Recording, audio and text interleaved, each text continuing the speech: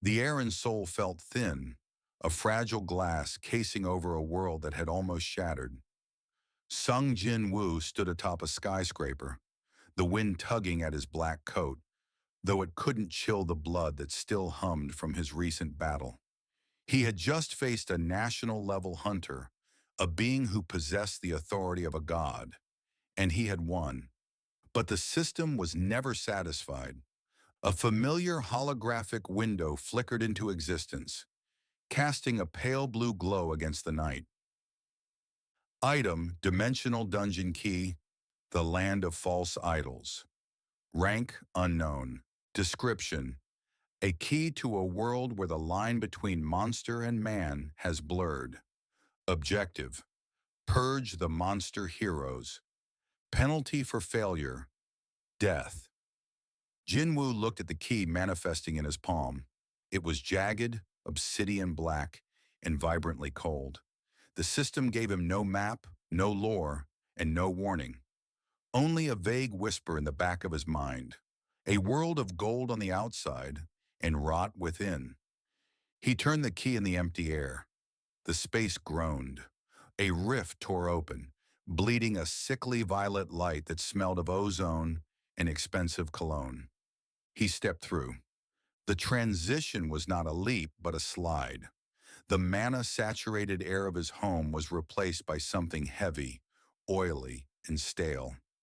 Jin-woo found himself standing in a narrow alleyway. Above him, the sky wasn't filled with the swirling vortex of a gate. It was clear, blue, and dominated by a massive digital billboard. On it, a man in a blue suit and a red cape smiled with teeth so white they looked like polished porcelain. Homelander, saving the day, every day. Jin-woo narrowed his eyes. He reached out with his senses, a tide of mana flowing from his feet into the shadows of the city. Usually he could sense the intent of a world. This place felt loud. It was a cacophony of shallow heartbeats and a strange chemical buzz in the veins of the people passing by the alley mouth. He stepped onto the sidewalk of New York City. The people here were different. They moved with a frantic energy, their eyes glued to glass rectangles. There was no sense of dungeon fear in the air. No one looked at the shadows with dread. Instead, they looked at the sky with a desperate, hungry adoration. A notification pinged. Warning: detectable hostility imminent. Current objective: locate a soup to gauge power levels. Jin-woo walked calmly, his hands in his pockets. He was a predator in a flock of pigeons that didn't even know what a hawk looked like. As he passed a luxury storefront, he caught his reflection. He looked the same, lean, sharp, his eyes glowing with a faint, suppressed violet hue. He noticed a group of men in tactical gear standing near a black SUV. They weren't hunters. They had no mana, but they carried weapons that hummed with a different kind of power, refined, technological, and cruel. "Hey, you!" one of them barked, pointing a gloved finger at Jin-woo. "This is a restricted Vought zone. Clear out before we clear you out." Jin-woo didn't stop. He didn't even look. To a man who had stared down the monarchs, this was like a gnat buzzing near a hurricane. "I asked you a question, kid." The guard reached for Jin-woo's shoulder. In the world of solo leveling, power is a gift from the heavens or the darkness.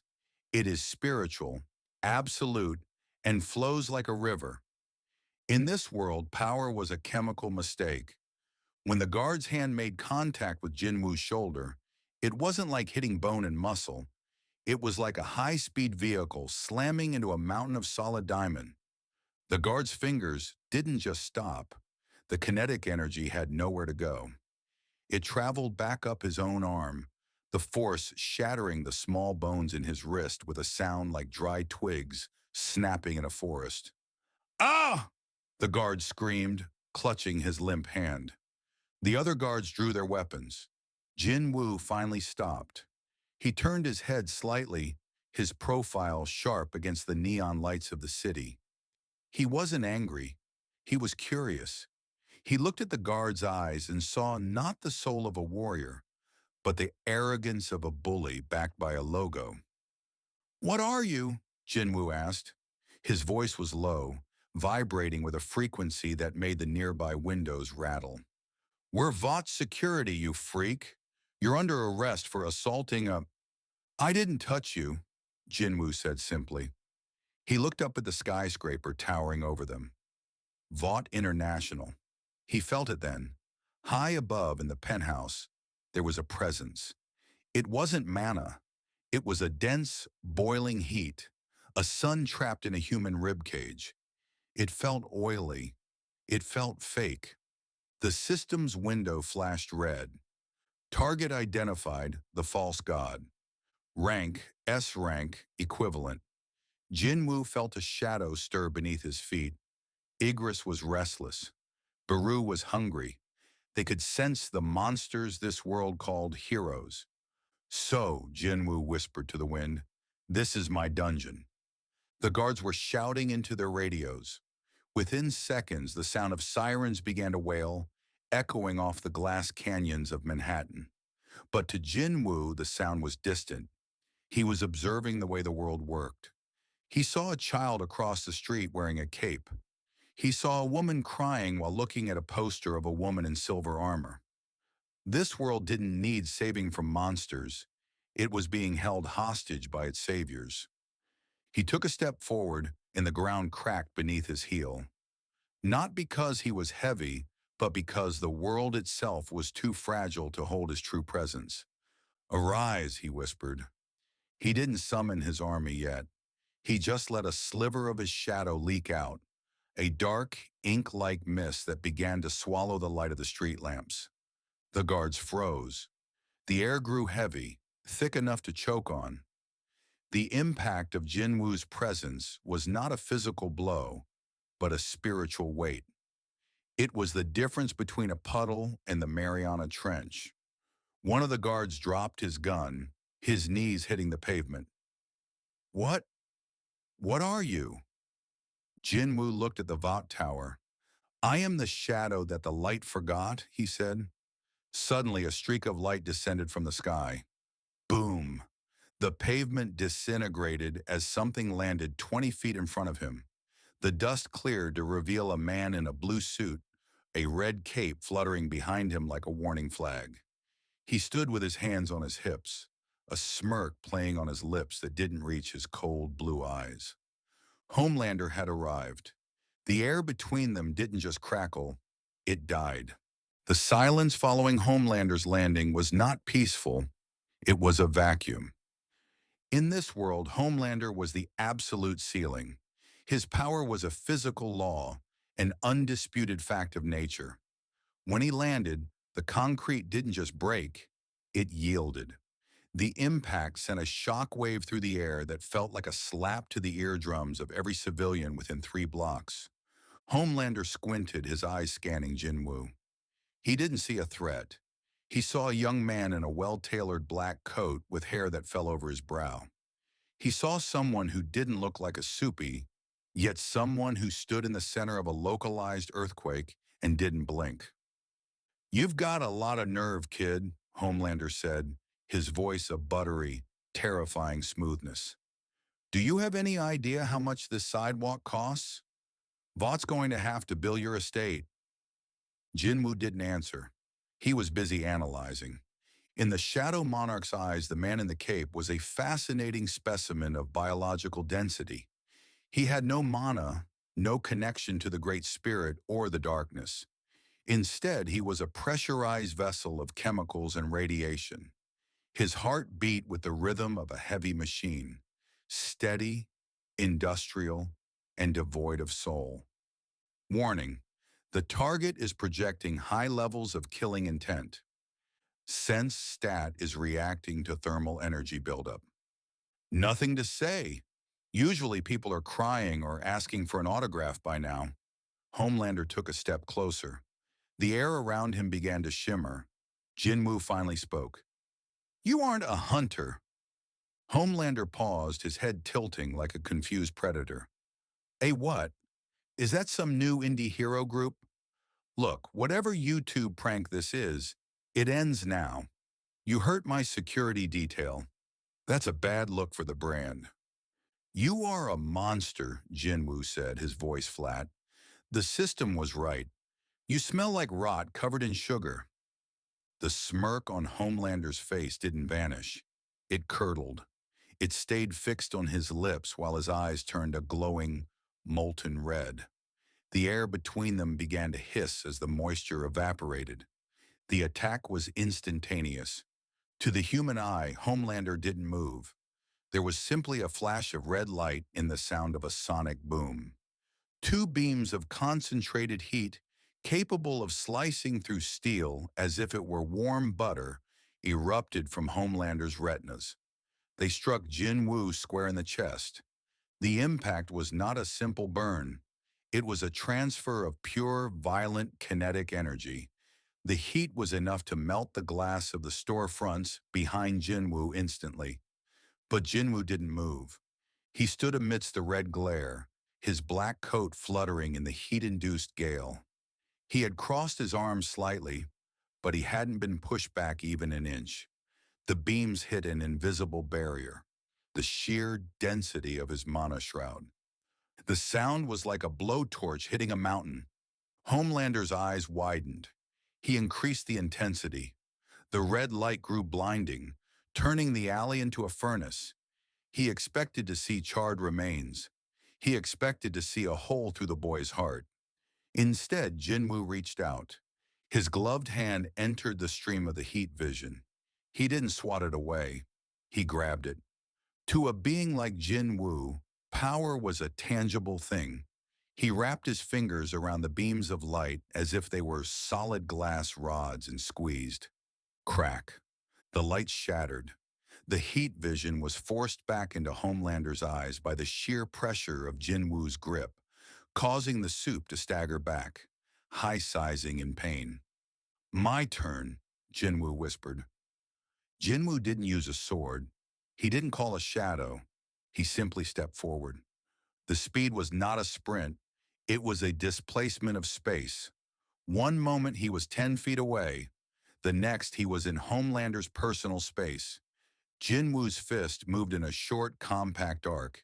It wasn't just a punch. It was the weight of 100,000 shadow soldiers, the accumulated strength of a man who had leveled up through the blood of gods. The impact sounded like a cathedral bell being struck by a meteor. The blow landed on Homelander's jaw. The hero didn't just fly back. He became a blurred line of blue and red, smashing through 3 brick buildings, crossing 2 city blocks, and finally embedding himself into the side of a parking garage. The sound of the destruction followed a second later, a cascading roar of falling masonry and screaming car alarms. Jin-woo adjusted his sleeve. He looked at his hand. His durability is high, Jin-woo noted, but his spirit is brittle. Before he could follow up, the system chimed again. Warning, new presence detected. Non-combatant, but high authority detected. The chaos of the street seemed to freeze. A black luxury sedan pulled up to the edge of the rubble. The door opened and a man stepped out. He wasn't wearing a cape. He wasn't wearing armor. He wore a gray suit that cost more than a suburban home and a pair of spectacles that caught the dim light of the fires. Stan Edgar. He didn't look at the hole in the parking garage where Homelander was currently trying to figure out why his jaw felt like it was made of lead. He looked at Jin-woo. I've spent 30 years managing assets, Edgar said, his voice crisp, devoid of the shaking terror that gripped everyone else in the vicinity. I've seen men who can move mountains and men who can burn cities, but I have never seen someone who makes the air feel heavy just by standing. Jin-woo turned. His shadow, long and jagged, stretched across the pavement until it touched the tips of Edgar's shoes. You aren't afraid, Jin-woo observed. Fear is a biological response to a lack of information, Edgar replied, adjusting his tie. I am currently gathering information. You just did something to John, to Homelander. that Vought has spent billions trying to find a way to do. You made him look human. Edgar walked closer, stopping just a few feet from the Shadow Monarch. To any observer, it was suicide. A man of flesh and bone standing before a god of death. You aren't from here, Edgar continued. You don't have the Vought signature. No compound 5 in the blood. You're something else. An outside factor. A disruption to the market. Jin-woo looked at the man. He saw no mana, but he saw a different kind of strength. The cold, calculating power of a man who ruled through systems of golden paper. I am here to clear the dungeon, Jin-woo said. Edgar smiled, a thin, clinical movement of the lips. A dungeon? Is that what you call our world? How quaint. But if you intend to clear it, you'll find that killing the mascots is the easy part. It's the infrastructure that kills you. I don't care about your buildings, Jin-woo said, his eyes beginning to glow a deep, resonant purple. Your heroes are monsters masquerading as men. My instructions are clear. And who gives those instructions? Edgar asked, his voice never wavering. A god? A voice in your head? We have those here too. We call them schizophrenics, or in John's case, a god complex. Suddenly, the parking garage blocks away exploded. A roar of pure, unadulterated rage shook the city. Homelander rose from the debris, his suit torn, his face smeared with dust, and a trickle of red blood, the first he had shed in decades. I'm going to laser every one of you, Homelander screamed, his voice cracking with the realization of his own vulnerability. Edgar didn't even turn around. He kept his eyes on Jin-woo. He's coming back, Edgar said calmly, and he's going to be very loud, very messy, and very expensive to clean up, unless you have a better offer. Jin-woo felt a strange sensation. He liked this man's nerve, but the system's objective remained. There are no offers, Jin-woo said. He felt the ground vibrate. Homelander was moving at supersonic speeds toward them, a human missile fueled by ego and hate. Jin-woo didn't look back. He raised his hand and the shadows on the ground began to boil. Igris, he whispered. A knight in blood-red armor, trailing a long, tattered cape, rose from the darkness beside him. The air temperature dropped 40 degrees. The Red Knight didn't wait for a command. He drew a massive longsword, the steel humming with the souls of 1,000 fallen warriors. Protect the civilian in the suit, Jin-woo commanded, glancing at Edgar. He's interesting. I want to talk to him when the monster is dead. Igris bowed, then turned toward the incoming sonic boom of the Homelander. The Red Knight stood his ground. As Homelander arrived like a falling star, Igris swung. The collision of the sword and the god of this world created a vacuum that sucked the air out of the street. The impact was not a physical sound, but a metaphysical scream, the collision of a man-made miracle and a shadow-born nightmare. Stan Edgar stood behind the Red Knight, his hair barely ruffled by the catastrophic wind, his eyes wide behind his spectacles. For the first time, the information he was gathering didn't fit into a spreadsheet. Jin-woo turned his back on the fight. He looked at the Vought Tower in the distance. There are more of them, aren't there? Jin-woo asked. Edgar straightened his coat. 6 more in the primary 7, thousands more across the globe. You're going to be very busy, Mr. Sung Jin-woo. Well, Mr. Sung, welcome to the corporate world. I hope you brought more than just one ghost. Jin-woo smiled, a dark, dangerous thing. I am the shadows, he said, and the shadows are endless. The Red Knight did not breathe. He did not boast. He was a silent sentinel of a dead kingdom, a masterpiece of martial discipline forged in the fires of the abyss. As Homelander hurtled through the air, a screaming comet of blue spandex and unbridled ego, Igris adjusted his stance by a single inch. It was a movement of terrifying efficiency. To Homelander, the world was a blur that he dictated. To Igris, the world was a series of slow, predictable lines. They collided. The impact was not the sound of metal on flesh. It was the sound of two different laws of physics trying to occupy the same space.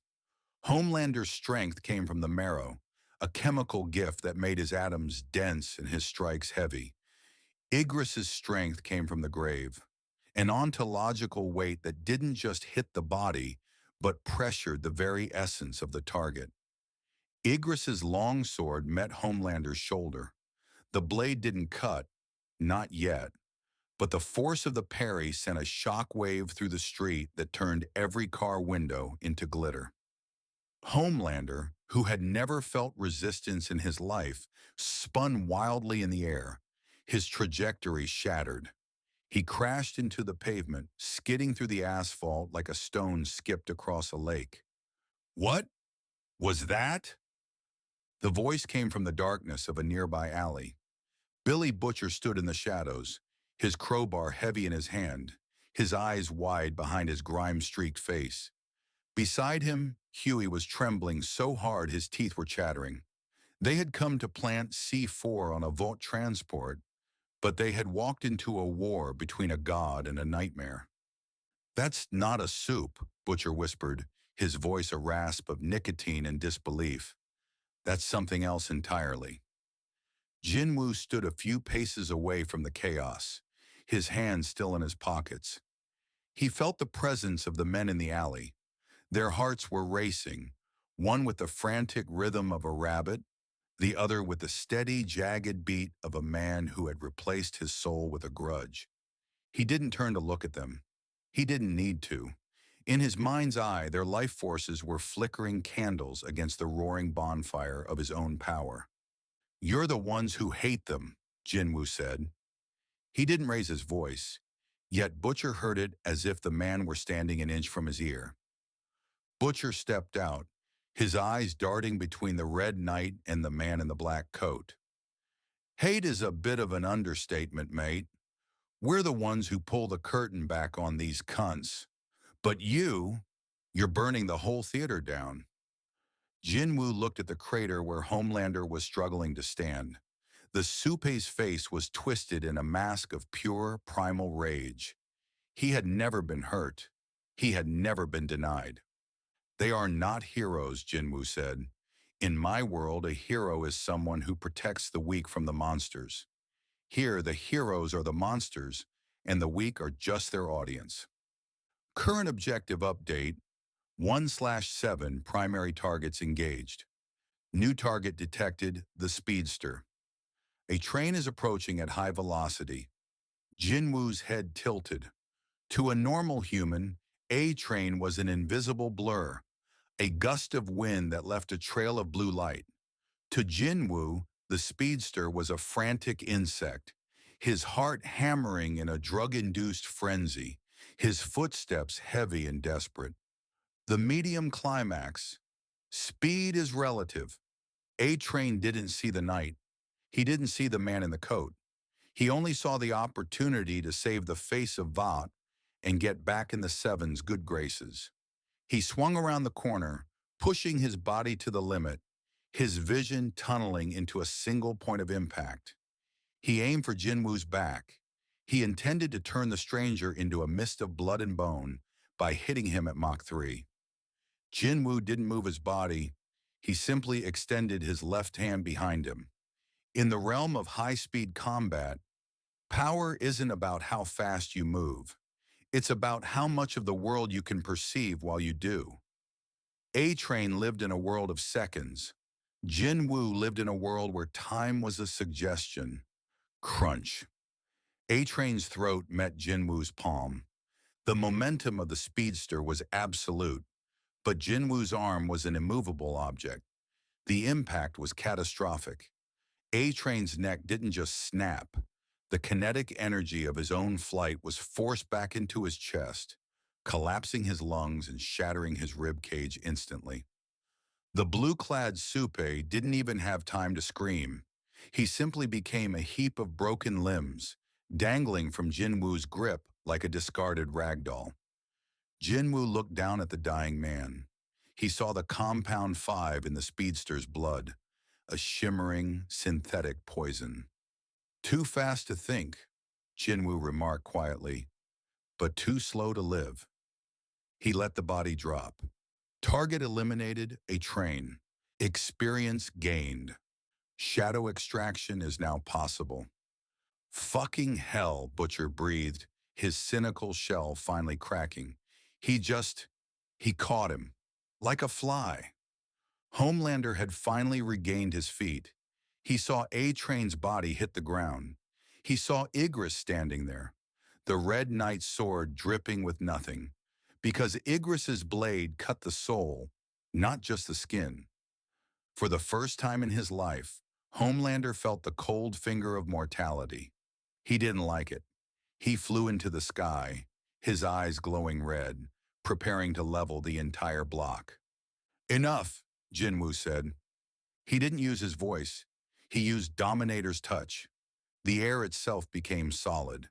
An invisible hand, the size of a skyscraper, slammed down on Homelander. It wasn't a punch. It was the manifestation of a king's will. The Supes was driven into the earth with such force that the seismic sensors at Vought headquarters spiked into the red. Homelander lay in the center of a 100-foot crater, the breath hammered out of him, his cape torn to shreds. Jin-woo turned toward the alley where the boys were hiding. "Come out," he said. "The god is indisposed for a moment." Butcher stepped forward, followed by a trembling Huey, a silent Frenchie, and a wary mother's milk. They looked at the Shadow Monarch, and for the first time, they weren't looking at a Supe they could blackmail or outsmart. They were looking at the end of their profession. "You're looking for the others, aren't you?" Butcher asked, gesturing to the burning city. "The fish guy, the invisible freak, the ninja in the gimp suit." "They are on the list," Jin-woo replied. "Then we have something in common, mate," Butcher said, a dark glint returning to his eyes. "We know where they sleep. We know what they love. And we've been looking for a way to put them in the ground for a long, long time." Jin-woo looked at Butcher. He saw the darkness in the man's heart. It was a familiar darkness, the kind that comes from losing everything and realizing that the world is a cruel, unfeeling machine. "I don't need your help to kill them," Jin-woo said, "but I need someone to tell the world why they are dying. I am a hunter, not a politician." Stan Edgar, still standing by his car, watched the interaction with the detachment of a scientist. He adjusted his glasses. "It seems, Mr. Sung, that you found the only people in this city more cynical than I am. A fascinating merger. The rise of the shadows." Jin-woo looked at the broken body of A-Train. He extended his hand, the violet mana swirling around his fingertips like a nest of vipers. "Arise." The shadow of the speedster began to stretch and warp. It rose from the pavement, no longer a man in a blue suit, but a flickering, ethereal warrior clad in midnight black armor. The shadow moved its head, checking its own speed, its eyes glowing with a ghostly blue light. The boys backed away, Frenchie crossing himself. You can bring him back?" Huey stammered. "I don't bring them back," Jin-woo said, his voice echoing with the power of the monarch. "I give them a purpose. In life, he was a murderer for fame. In death, he will be a soldier for the shadows." He looked at the sky. He could feel them now. The rest of the 7. They were mobilizing. Vought was panicking. The world was about to see what happens when the gods are hunted by the death. "The first one was slow," Jin-woo said, his eyes flashing. "Let's see how the rest of them run." The 99th floor of Vought Tower smelled of ozone and expensive panic. Ashley Barrett was tearing at her hair, not figuratively, but literally pulling thin blonde strands from her scalp as she stared at the monitor. A-Train's vitals had flatlined. Not just flatlined. The GPS signal on his suit had disintegrated along with his heartbeat. He's gone, Ashley choked out, her voice a jagged glass shard. The fastest man alive he's just gone. He was a runner, Sister Sage remarked, her voice as dry as a desert bone. She sat in a plush leather chair, her eyes never leaving a tablet that displayed complex data streams. He ran into something denser than himself. It's physics, Ashley. Don't be theatrical. Theatrical? Ashley shrieked. John is in a crater in Midtown, and A-Train is a smear on the pavement. We have a an anomaly. An outside factor, Stan Edgar's voice cut through the hysteria like a guillotine. He stood at the floor-to-ceiling window, looking down at the city he owned. He didn't look at Ashley. He didn't even look at Sage. A disruption of the market. Every asset we have is a known variable. This individual is a black swan. Victoria's on it, Sage added, her thumb scrolling. She's moving to intercept. If he has a head, she can pop it. If he has blood, she can boil it. Strategy is about finding the one point of failure. Everyone has one. Edgar turned, his spectacles catching the dim light. Let's hope your calculus is correct, Sage. Because if it isn't, the Vought stock price is the least of our worries. We are looking at a total hostile takeover of the food chain. In a derelict basement that served as the boys' latest bolt hole, the air was thick with the smell of damp concrete and the sharp metallic tang of mana. Billy Butcher sat across from Jin-woo. Between them sat a map of New York, marked with red X's. Huey sat in the corner, staring at the shadow of A-Train, now a silent, armored wraith named Shadow Track, who stood perfectly still against the wall. You're telling me, Butcher said, leaning forward, that you've got a list, and on that list is every cape with a Vought badge. They are not hunters, Jin-woo said, his voice echoing with a low, tectonic vibration. They do not protect. They consume. In my world, we call these monsters. The system has designated them for deletion. Deletion. I like that. Butcher grinned, though it didn't reach his eyes. But you've got a problem, mate. You're loud. You hit Homelander like a freight train made of spite. They know you're coming. And Vought? They don't play fair. They've got a little girl named Victoria Newman. She's a politician who likes to make people's heads go pop from across the street. Jin-woo's eyes flickered with a faint violet light. Let her try. My body is not just flesh. It is the vessel of the Shadow Monarch. To break me, she would have to break the darkness itself. Right, very poetic, Butcher grunted. But we've got the Deep hiding out at a marine park in Queens, crying into a bucket of chum. And then there's Black Noir. He's the silent type.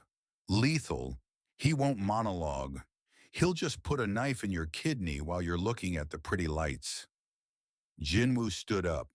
The movement was so fluid it seemed as if the shadows themselves had lifted him.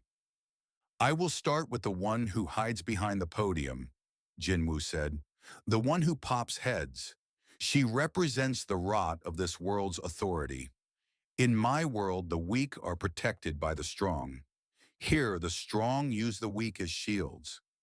Newman's at a rally in Central Park, Mother's Milk said, checking his phone. High security. Vaught's got Black Noir on the rooftops and a dozen tactical teams. It's a trap, kid. A trap? Jin-woo walked toward the door. For them, perhaps. The sun was setting over Central Park, casting long, bloody shadows across the grass. Victoria Newman stood behind a bulletproof glass podium, her smile a masterpiece of democratic deception. We must stand together against this new threat, she cried into the microphone. Vought is working tirelessly to ensure your safety. High above on the roof of a luxury apartment building, Black Noir sat motionless. His thermal goggles scanned the crowd. He was a shadow made of Kevlar and silent discipline. He didn't feel fear. He only felt the directive. Kill the intruder. Suddenly, the temperature dropped. It wasn't a breeze. It was a sudden, violent absence of heat. Black Noir turned his head. Standing on the edge of the roof, looking out over the park, was Jin-woo. Noir didn't hesitate. He was a master of the silent kill. He launched himself forward, two obsidian daggers appearing in his hands. He moved with the grace of a panther, his strike aimed at the base of Jin-woo's skull, a point where even the strongest Supes had a nervous system. The dagger struck, but there was no sound of tearing fabric or piercing skin. There was only the sound of high-carbon steel meeting an absolute, unyielding void. Jin-woo hadn't even turned around. The daggers were pressed against the back of his neck, but they couldn't penetrate the skin. The impact of Noir's attack was absorbed entirely by the mana density surrounding Jin-woo. To the Shadow Monarch, the elite assassin's strike felt like a feather brushed against a mountain. "You move well," Jin-woo said. He turned, his hand moving with a speed that bypassed the concept of acceleration. He caught Noir by the throat. The assassin kicked, his super strength capable of denting tank armor, but Jin-woo's grip was a gravitational singularity. Noir's windpipe groaned under the pressure. Down in the park, Victoria Newman felt the shift. She looked up toward the roof. Her eyes began to glaze over as she focused her power. She locked onto the silhouette of the man holding Noir. She reached out with her mind, finding the blood vessels in his brain, the delicate tissues of his eyes. She squeezed. She expected the explosion. She expected the spray of red. Instead, she felt a backlash. It was like trying to crush a diamond with a pair of plastic tweezers. Her own nose began to bleed. The power she wielded, the manipulation of biological fluids, met a wall of necrotic energy that didn't belong to the living. Jin-woo looked down from the roof, his eyes locked onto Newman's. "Is that all?" he whispered. The medium climax, the shadow's reach. Jin-woo didn't drop Noir. He threw him. He didn't throw him like a man. He threw him like a railgun projectile. Noir's body broke the sound barrier, a crack of thunder echoing through the park as the silent assassin was launched directly at the podium where Newman stood. Boom! The bulletproof glass shattered into a million diamonds. The podium disintegrated. Noir's body plowed through the stage, through the concrete foundation, and buried itself deep in the earth. The crowd screamed. Panic, raw and jagged, tore through the park. "Arise," Jin-woo commanded. From the shadows of the trees, from the shadows of the screaming civilians, the army began to emerge. Ygritte stepped out first, his red cape billowing in a wind that didn't exist. Then came the High Orcs, their massive forms dwarfing the Vought tactical teams. And finally, the newest addition, Shadow Track. The shadow of A-Train moved like a flicker of bad film. He didn't run, he blurred. He moved through the Vought guards not with the arrogance of the living man, but with the cold efficiency of a tool. Every pass left a guard on the ground, their weapons sliced in half, their armor shattered. Jin-woo descended. He didn't fly, he simply stepped onto the air, and the shadows formed a staircase beneath his feet. He landed in front of the wreckage of the stage. Victoria Newman was crawling back, her face covered in her own blood. Her godlike power had failed her. For the first time, she was just a woman in a suit, facing a king. "Who? What are you?" she gasped. "I am the one who balances the scales," Jin-woo said. He raised his hand. Before he could strike, a massive, wet thud echoed from the nearby pond.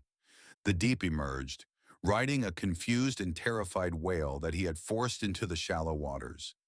He looked ridiculous, his green suit shimmering, his eyes wide with a desperate, pathetic need to be a hero. "Stay away from her!" Deep shouted, his voice cracking. I'm a member of the Seven. I'm a..." Igris didn't even wait for a command.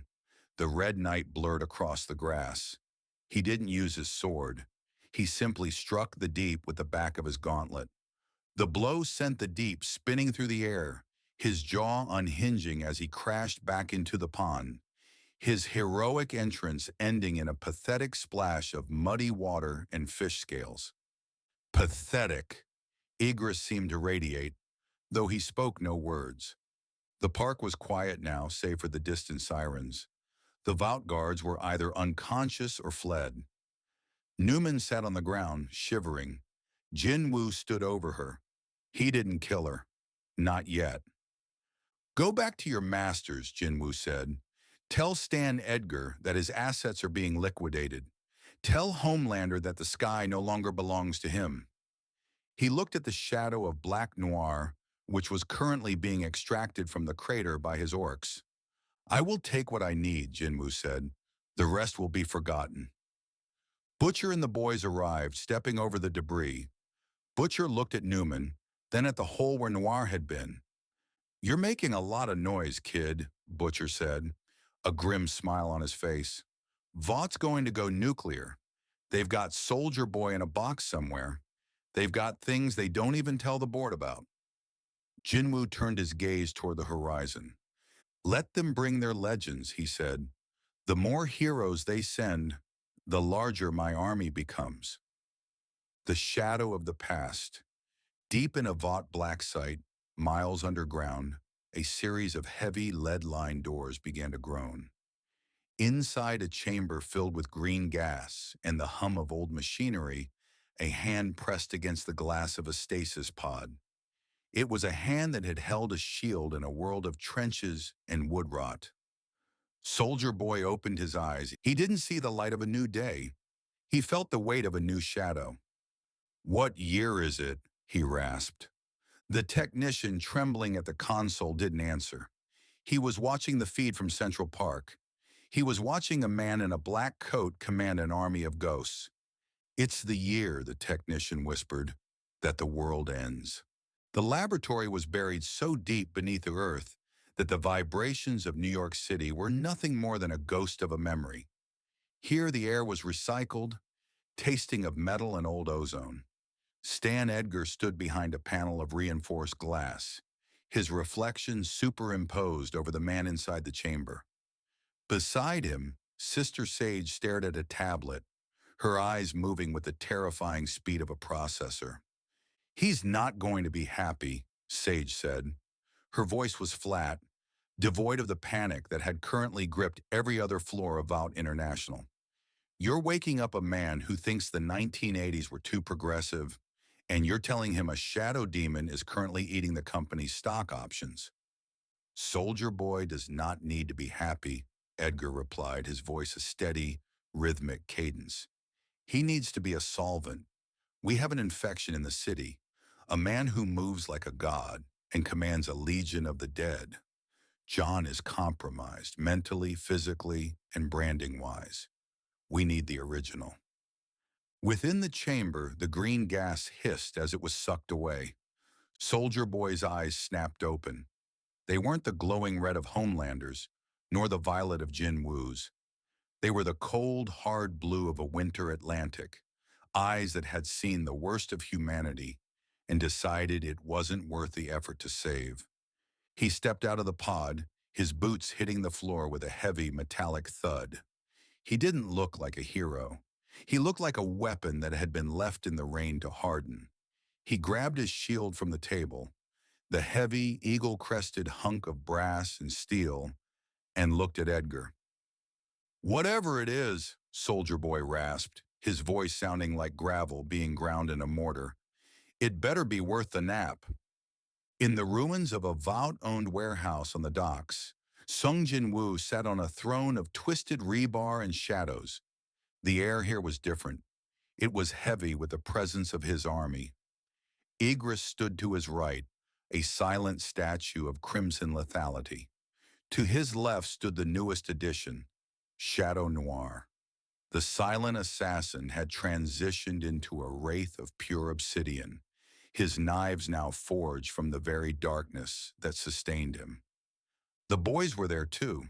Butcher was leaning against a rusted pillar, cleaning a shotgun. Huey was pacing, his eyes darting toward the shadows that seemed to breathe along the walls. "You're waiting for him, aren't you?" Butcher asked. "The big one. The one Vought keeps in the basement for emergencies." "The system says a legendary presence is approaching," Jin-woo said. He was looking at his hands. He could feel the mana in this world trying to adapt to him. "It feels different than the others. It feels dense, like a star that refused to go out." "That's Soldier Boy," Butcher said, spitting on the floor. "He's the genuine article. He's not a movie star like Homelander. He's a soldier. He's the reason Vought exists, and he's got a blast in his chest that can take the super right out of a soupy. He turns them into regular squishy humans before he kills them." Jinwoo's eyes glowed with interest. "A power that strips away power. Interesting." "It won't work on you, though, will it?" Huey asked, his voice trembling. Jinwoo stood up.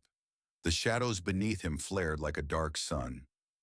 "My power is not a gift from a bottle. It is the authority of the end. You cannot strip away the darkness. You can only be swallowed by it." A sudden shock wave rattled the warehouse. The heavy steel doors didn't just open. They were deleted.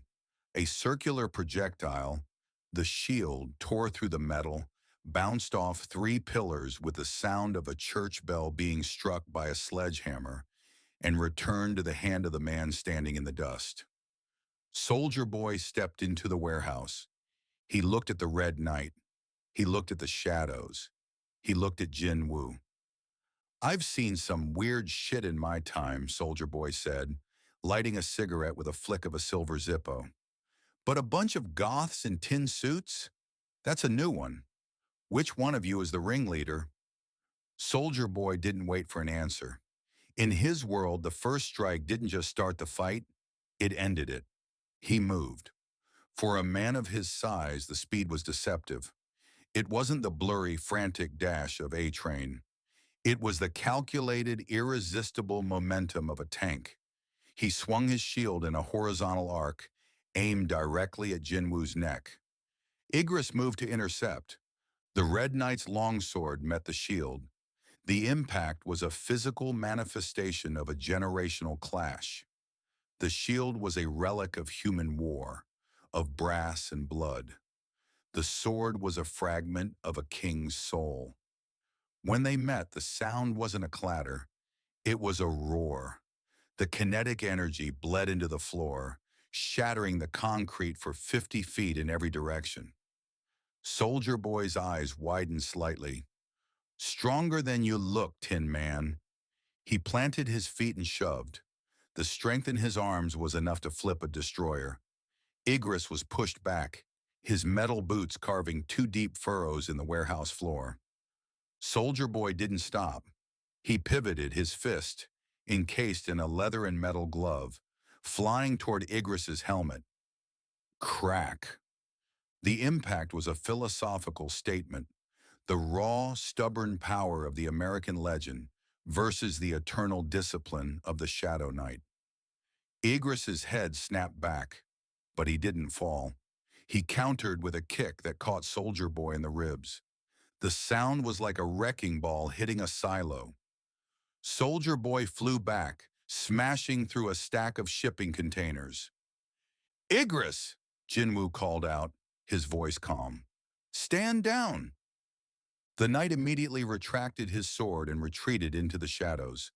Soldier Boy emerged from the wreckage, coughing up a bit of dust. He wiped a smear of blood from his lip. He wasn't scared. He was getting excited.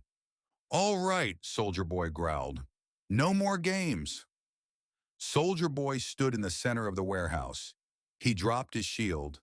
A high-pitched whine began to emanate from his chest. It was the sound of a turbine spinning up to impossible speeds. His skin began to glow with a sickly, rhythmic orange light. "Get back!" Butcher yelled, grabbing Huey by the collar and dragging him behind a lead-lined crate. Jin-woo didn't move. He watched as the energy in Soldier Boy's chest reached a critical mass. This wasn't mana. It was radiation, the concentrated fury of the atom, harnessed by Vought's twisted science. This is what they call a hero here, Jin-woo noted.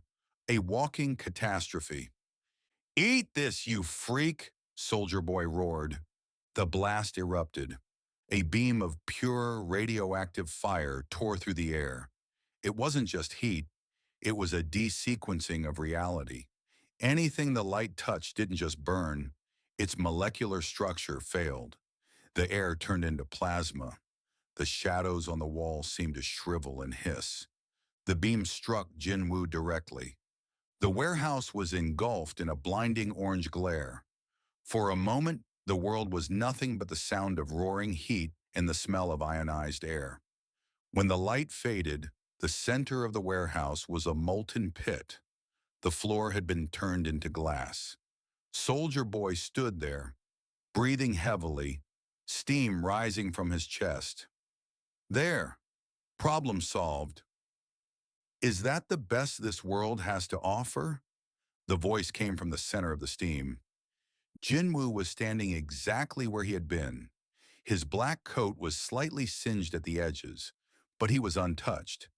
Around him, a swirling vortex of violet mana had formed a barrier so dense that the radiation had simply slid off it like water off a duck's back.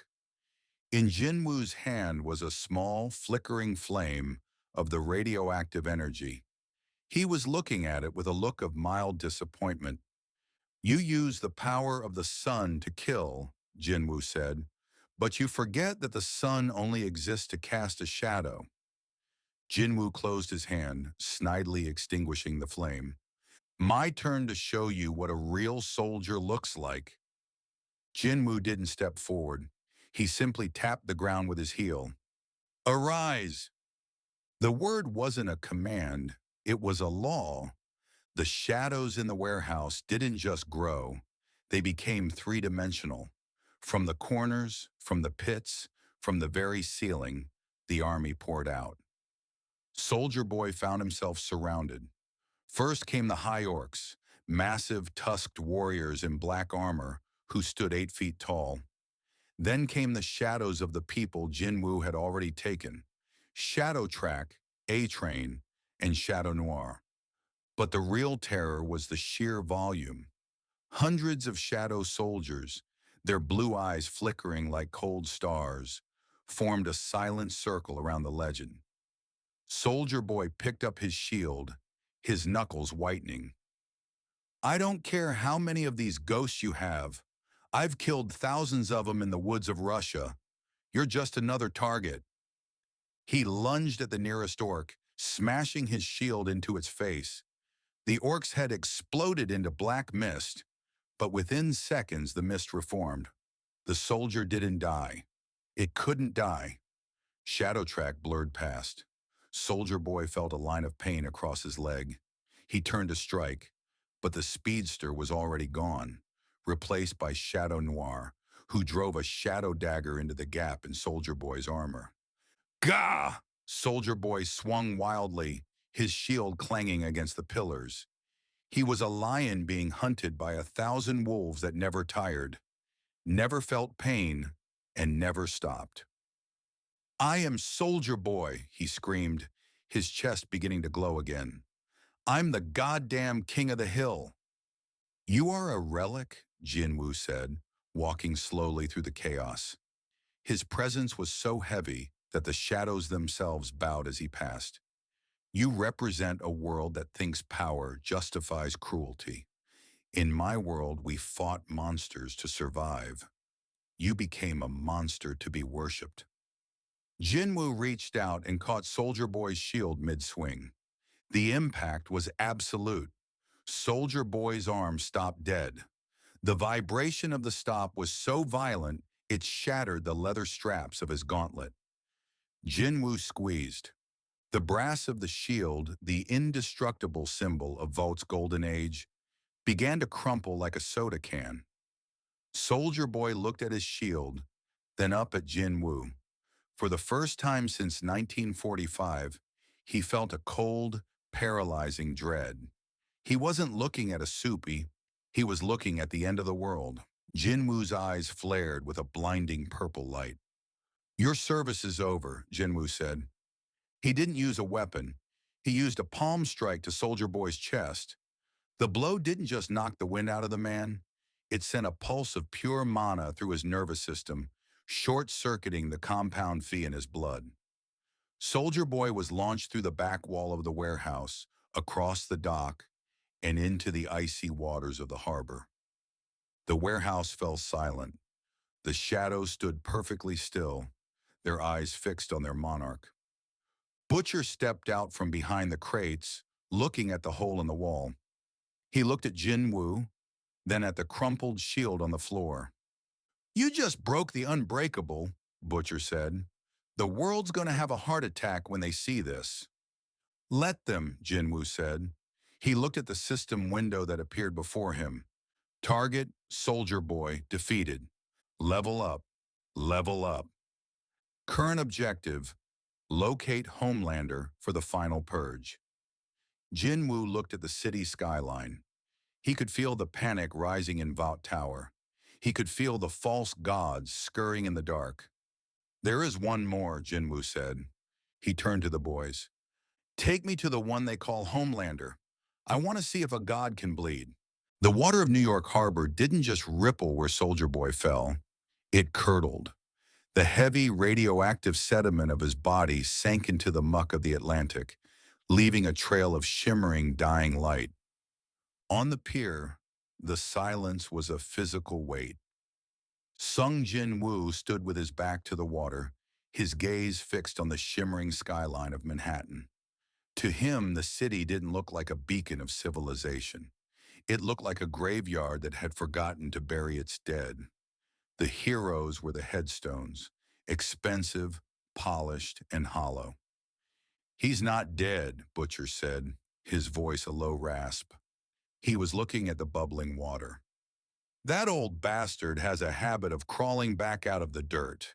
He's like a cockroach with a nuclear reactor in his gut. It does not matter, Jin-woo replied. He raised his hand and the air around him began to warp. The shadows at his feet didn't just stretch, they tore. The minor threats have been suppressed, Jin-woo said. The hidden swarm, the return of the Ant King. Up until this moment, Jin-woo had moved through this world with a fraction of his true strength. He had used Igris as a scalpel and the High Orcs as a hammer. But as the system's objective narrowed toward the heart of Vought, the time for subtlety had passed. From the void of his shadow, a new presence emerged. It wasn't the steady, rhythmic mana of a night. It was a high-frequency vibration, a predatory hum that made the teeth of every human on the pier ache. A silhouette rose. It was smaller than the orcs, but the air around it seemed to scream. Purple carapaced armor, wings that vibrated with the sound of 1,000 dying wasps, and eyes that glowed with a frantic, loyal hunger. Beru. The former king of the ants knelt before Jin-woo, his forehead touching the cold concrete of the dock. My liege, the shadow hissed. The voice was like dry leaves being ground into a paste, ancient, terrifying, and filled with a disturbing level of devotion. Where have you been? Jin-woo asked, though he already knew the answer. I have scoured the distant lands, Beru replied, his head tilting with bird-like precision. The little flies, the ones who call themselves heroes in the smaller cities. I have harvested their arrogance. They are silenced now. Jin-woo had sent Beru ahead the moment they arrived in this dimension.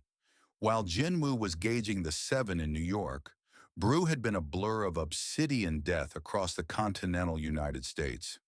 He had cleared the mid-tier Supes, the minor celebrities, the local bullies with capes, ensuring that when the final blow fell on Vought, there would be no reinforcements. Beru had moved through the country not as a warrior, but as a natural disaster.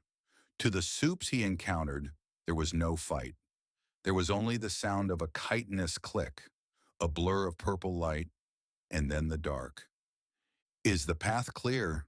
Jin-woo asked. The way to the great hive is open, Baru hissed, turning his gaze toward Vought Tower. He let out a screech, a sound that wasn't meant for human ears. It was a vibration that traveled through the marrow, a psychic declaration of war. Inside Vought Tower, the atmosphere was no longer one of corporate panic.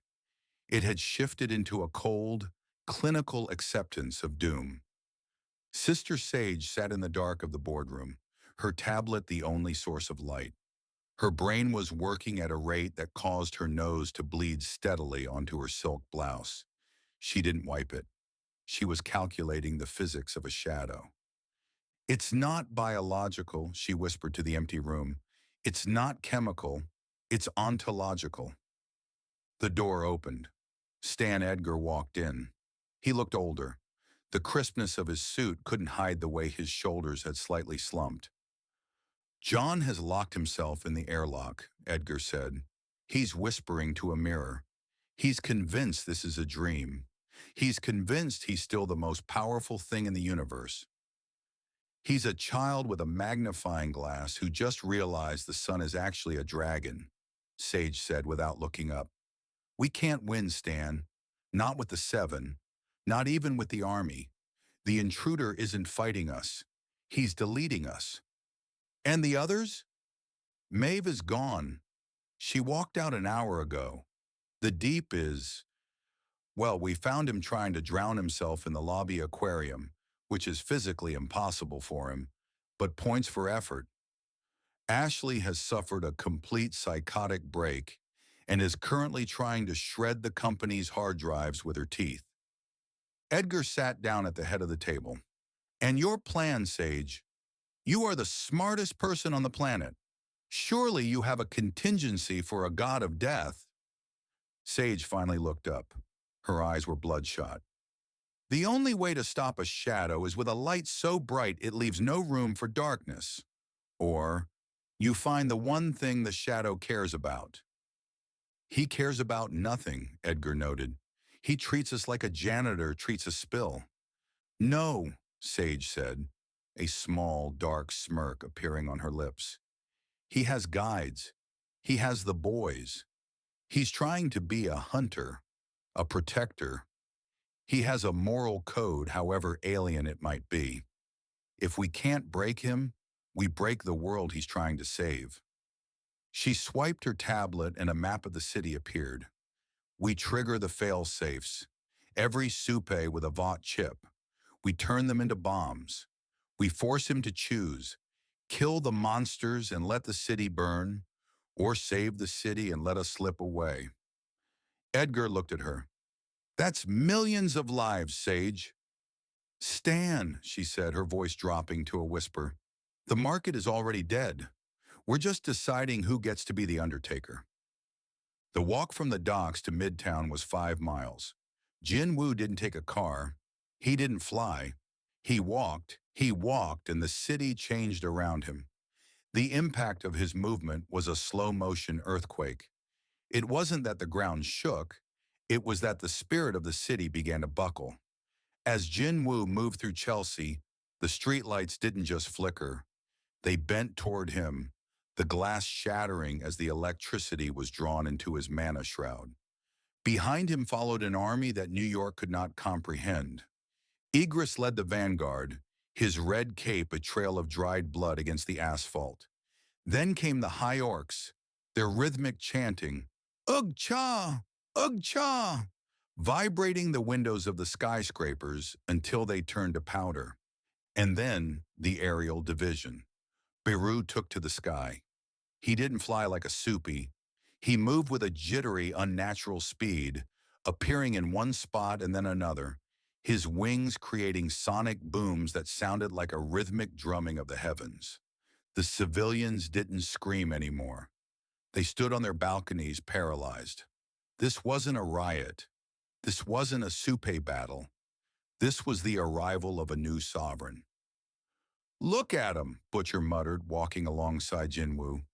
He had his crowbar over his shoulder, but he felt like a child carrying a toothpick. They don't know whether to pray or piss themselves. This world is addicted to idols, Jin-woo said. He didn't look at the people. He looked through them, sensing the Vought chips beginning to hum with a frantic, overcharged frequency. They are about to learn that an idol is just a piece of stone that can be crushed. As they reached the base of Vought Tower, the sky turned a bruised metallic purple. From the top of the tower, a figure descended. It wasn't Homelander. It was the remains of the Vought military-industrial complex. Hundreds of V-24 soldiers, mercenaries injected with temporary Compound V, leaped from the heights, their bodies glowing with unstable energy. They were the disposables, men paid to die for a stock price. They hit the ground like a rain of meat and metal. Jin-woo didn't even raise his head. "Baru," he said. The Ant King didn't need a second command. He vanished.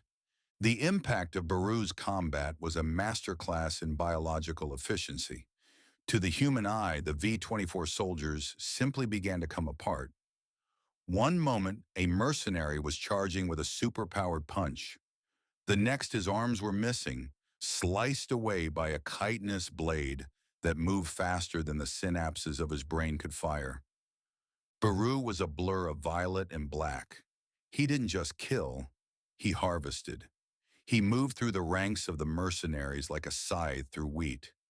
The sound of the fight was a wet, rhythmic thudding, the sound of bodies hitting the pavement before they even realized they were dead. One mercenary, his eyes glowing with a frenzied blue light, managed to grab Baru's leg. The Ant King paused. He looked down at the human with a look of genuine curiosity. "You smell of artificial weakness," Baru hissed. He didn't pull away. He simply vibrated his body. The frequency was so high that the mercenary's hands didn't just let go. They disintegrated, the bones turning to dust as the vibration shattered his molecular bonds. Baru then leaned down, his mandibles inches from the man's face. "The king does not like your smell." With a single flick of his claw, the mercenary was gone. The lobby of Vought Tower was a cathedral of chrome and ego. Huge statues of the Seven stood in a circle, their golden eyes looking down on the entrance. As Jin-woo stepped inside, the shadows of the statues began to twist. One figure stood in the center of the lobby, Queen Maeve. She wasn't wearing her cape.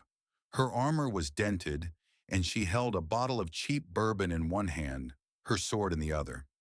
She looked tired, not the tiredness of a long day, but the tiredness of a soul that had been sold piece by piece for 20 years. She looked at Jin-woo. She looked at Igris. She looked at the swarm of shadows filling the lobby. "So," she said, her voice thick with irony, "you're the one who finally broke the brand." Jin-woo stopped. He sensed no malice from her, only a profound, heavy exhaustion. "You are not like the others," Jin-woo observed. "You have a heart that still beats with regret. That is a rare thing in this building." "Regret doesn't stop bullets, kid," Maeve said, taking a long swig of the bourbon. "And it won't stop you, but I can't just let you walk up to the penthouse.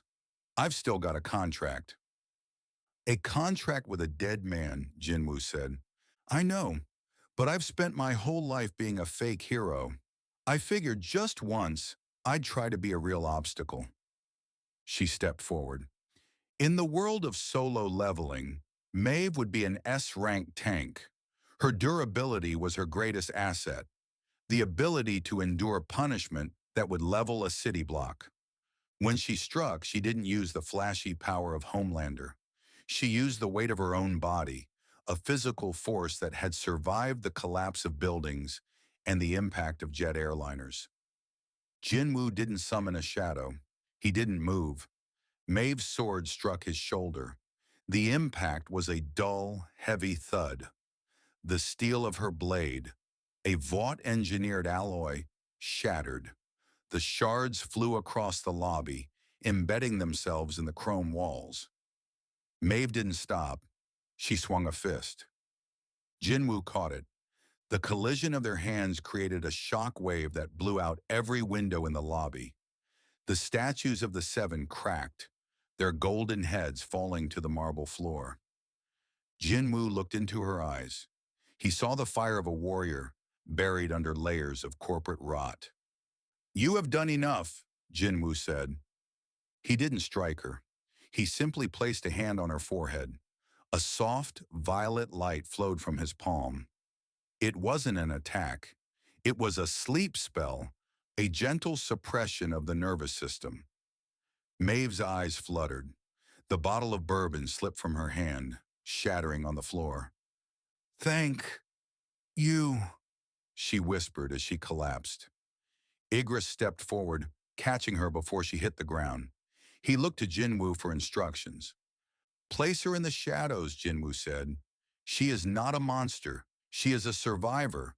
When this is over, she will wake up in a world without capes." Jin-woo turned toward the elevators. He didn't use them.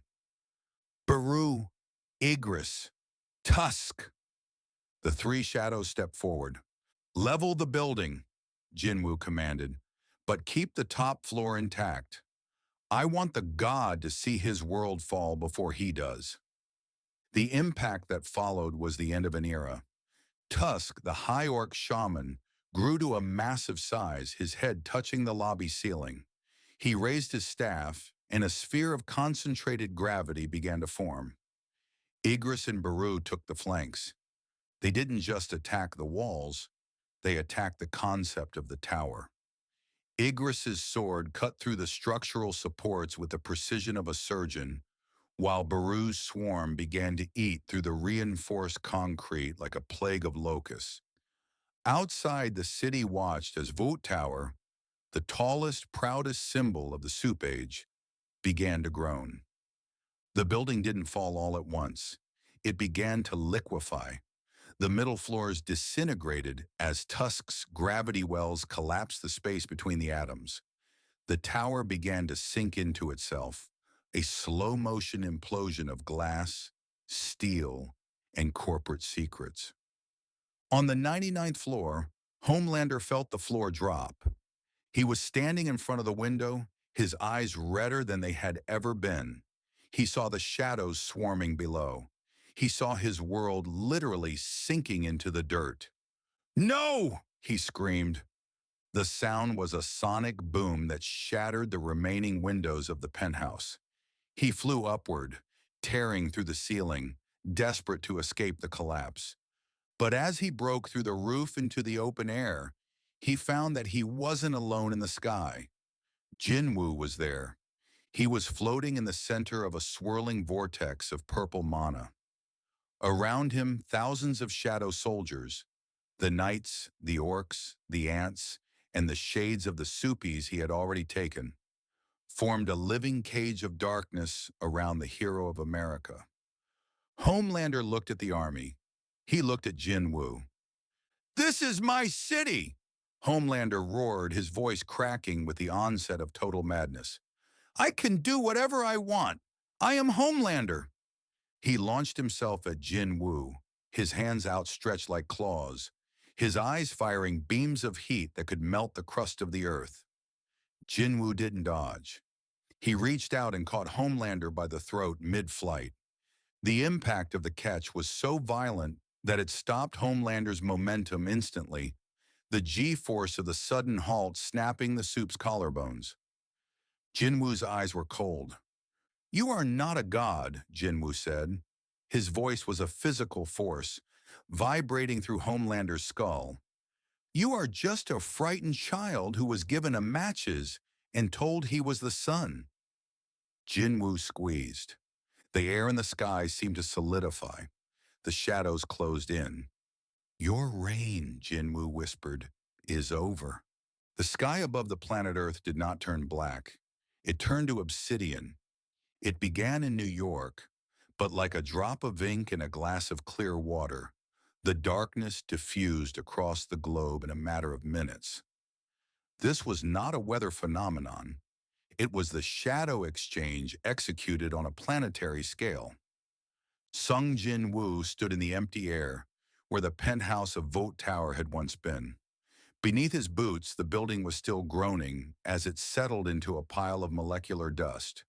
In his right hand, he held Homelander by the face. The hero of America was kicking, his red cape tattered and stained with the soot of his own falling empire, his muffled screams vibrating against Jin-woo's palm. "You look at the world and see a stage," Jin-woo said.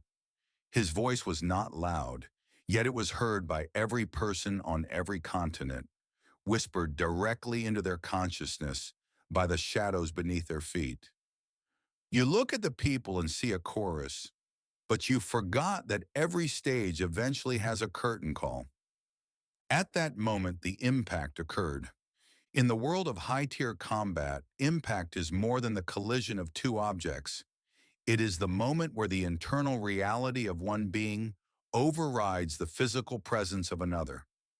Across the world, in the high-security bunkers of Geneva, the luxury penthouses of Dubai, and the hidden compounds in the Cayman Islands, the Vought investors, the true owners, felt the impact.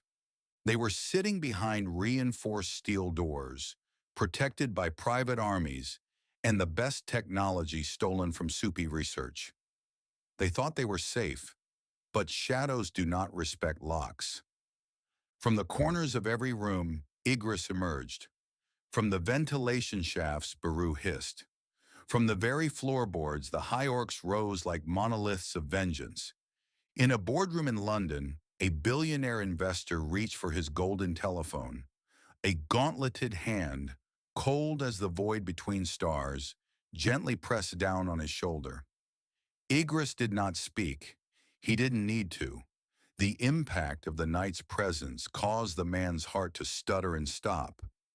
Not out of magic, but out of the sheer, crushing weight of a soul that had survived the eternal darkness of the gap between worlds. The purge was surgical. It was absolute.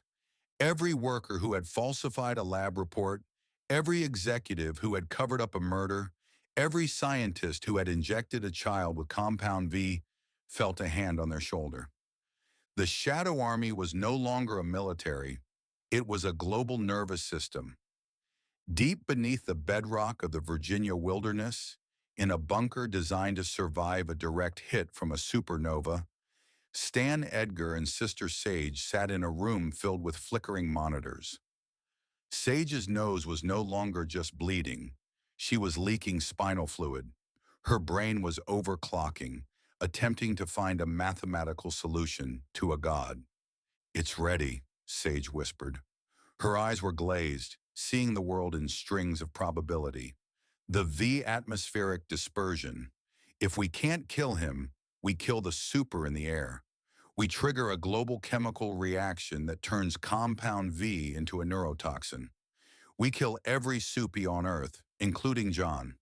If he's using the same energy, he'll choke on his own blood. Stan Edgar looked at the button.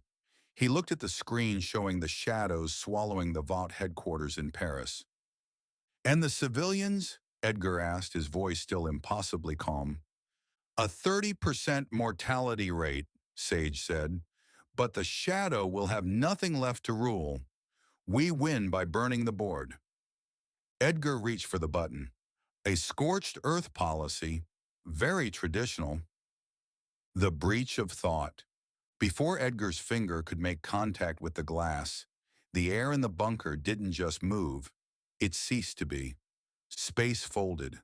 Jin-woo appeared in the center of the room, still holding the broken, sobbing form of Homelander. The monarch didn't use a portal. He simply willed himself to be where the evil was most concentrated. The impact of his arrival blew out every monitor in the room. The reinforced glass shattered into sand. Sister Sage collapsed, her mind finally snapping like a glass rod under the pressure of Jin-woo's unfiltered mana. Stan Edgar didn't move. He kept his hand an inch from the button. He looked at Jin-woo with the curiosity of a man watching his own executioner. "You're late," Edgar said. "I am exactly where I need to be," Jin-woo replied. He dropped Homelander. The Supes hit the floor and scrambled toward Edgar's legs, weeping, clutching at the trousers of the man who had raised him in a lab. Stan, kill him! Use the gas! Kill us all! Just make it stop!" Homelander wailed. Edgar looked down at the God of America with nothing but disgust. "Look at you! All that power, and you're still just a product with a defect." Jin-woo stepped forward. The shadows in the bunker rose up, coating the walls in a living, breathing slime of violet energy. "You think this button is your final card," Jin-woo said, gesturing to the V dispersion trigger. "You think you can hold the world hostage to save your pride." "It's not pride, Mr. Sung," Edgar said. "It's management. If a branch is rotten, you cut it. If the tree is rotten, you burn the forest." Jin-woo reached out and touched the console. Under his finger, the high-tech machinery didn't break. It withered. The metal rusted in seconds, the electricity draining into his skin. "The forest is not yours to burn," Jin-woo said. He looked at Sage, who was twitching on the floor. He saw the brilliance in her mind, a terrifying, cold intellect. "You," Jin-woo said to the unconscious woman, "you saw the truth, but you chose to serve the lie." He turned back to Edgar. "The system told me to purge the monsters. I thought it meant the ones with the capes. I was wrong." Jin-woo's shadow expanded, filling every cubic inch of the bunker. "The monsters are the ones who built the cages." The world watched, literally watched through the shadows on their own walls as the Shadow Monarch executed the final judgment. He didn't use a blade. He used the king's authority. In one singular, planet-wide pulse of power, every Vought asset was erased. The buildings didn't just fall, they were unmade, the materials returning to the earth as raw minerals. The bank accounts were zeroed, the contracts were dissolved. And then there was Homelander. Jin-woo stood over the broken Supa. The world held its breath. This was the moment they expected a bloodbath. Instead, Jin-woo reached down and touched Homelander's chest. "I will not give you the dignity of a warrior's death," Jin-woo said. "You do not deserve the shadows. You do not deserve to arise."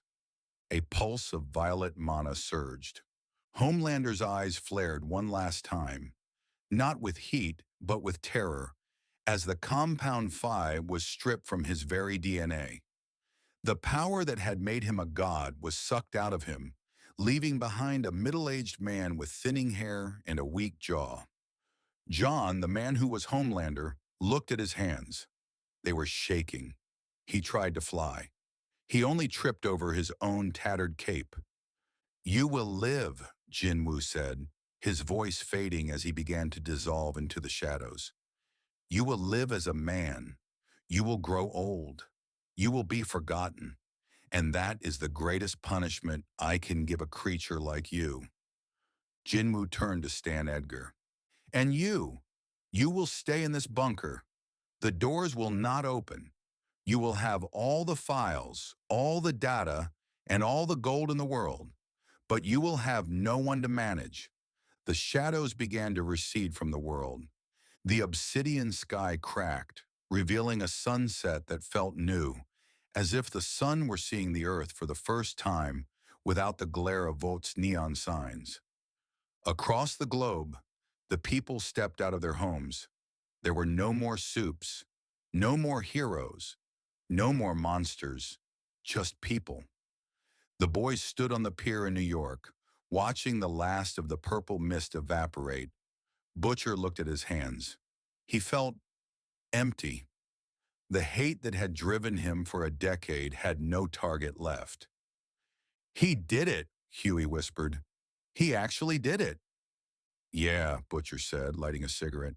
"He cleaned the slate. Now we just have to see what we're going to scribble on it. High above the clouds, Sung Jin-woo looked down at the world one last time. He felt the system chiming in his mind. Dungeon cleared, rewards distributed, returning to original dimension. Beside him, Igris and Baru bowed. My liege, Baru hissed. The world is quiet now. It's a good kind of quiet, Baru, Jin-woo said. He turned the obsidian key in the air. The rift opened, not a sickly violet tear this time, but a calm, steady light. As he stepped through, the last of the Shadow Monarch's influence left the atmosphere. The world of the boys was no longer a world of gods and monsters. It was a world of humans. And for the first time in history, they were truly free to fail or succeed on their own. The violet rift closed with a sound like a heavy book snapping shut, leaving the world to a silence it hadn't known for 80 years. There was no more VOX in the ears of the public, no more compound fee in the water. The hum of the gods had been replaced by the mundane, beautiful noise of a planet rediscovering its own heartbeats. The man sitting at the corner booth wore a generic flannel shirt and a baseball cap pulled low. He was looking at a cup of coffee as if it were a complex puzzle he couldn't solve. His name was John. Across the diner, a television was playing a documentary about the Great Dissolve, the day the statues fell. John didn't look up. He didn't have the strength to. His muscles, once capable of lifting oil tankers, felt heavy and dull. He had to use a back brace to sit for more than an hour. His skin, once impervious to nuclear heat, had a small red scar on his hand where he had burned himself on a toaster. A waitress walked by. She didn't stop. She didn't bow. She didn't tremble. She didn't even know his name. "Refill, honey?" she asked, her voice bored and human. "No," John rasped. His voice was thin. It lacked the resonance that once made nations shudder. He reached into his pocket and pulled out a single, tarnished gold coin he had found in the dirt of Vought Tower. He looked at the eagle on the back. He tried to crush it. He squeezed until his knuckles turned white and his breath came in ragged hitches. The coin didn't bend. It remained a stubborn, physical fact.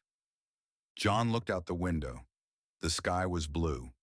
People were walking by, laughing, worrying about taxes and grocery lists.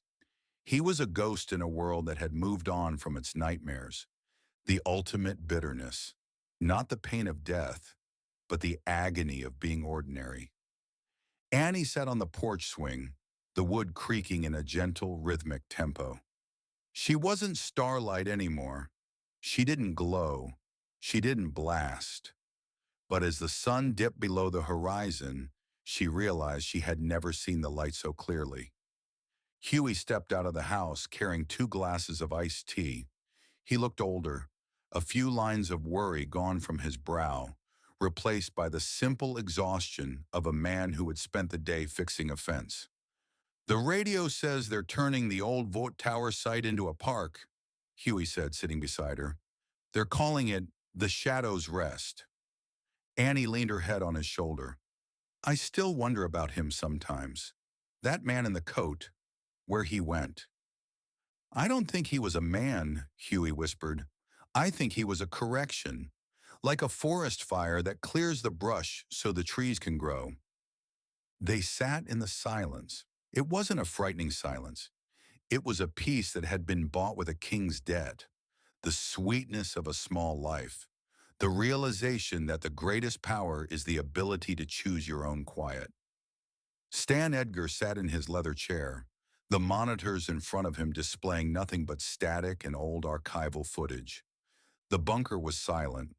The airlock was sealed from the outside. He had enough food for 20 years. He had every file, every formula, and every secret Vought had ever held. He was the most informed man on a dead planet. He adjusted his tie. It was a habit of a man who still believed in the structure of power. "Sage?" he called out. There was no answer. Sister Sage had died months ago.